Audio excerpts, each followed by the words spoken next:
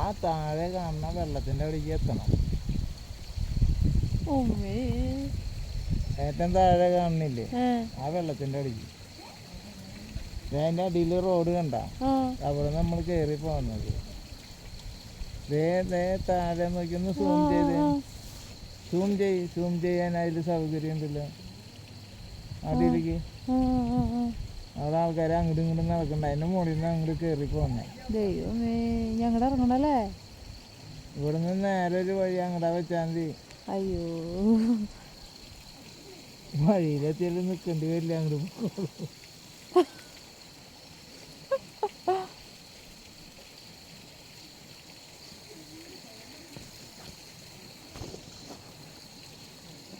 നമുക്ക് വെള്ളത്തിലൊന്ന് കൈ വെച്ച് നോക്കണേ. വേണ്ട അതിൻ്റെ അളയൊന്നുമില്ല. നല്ലതാണോ?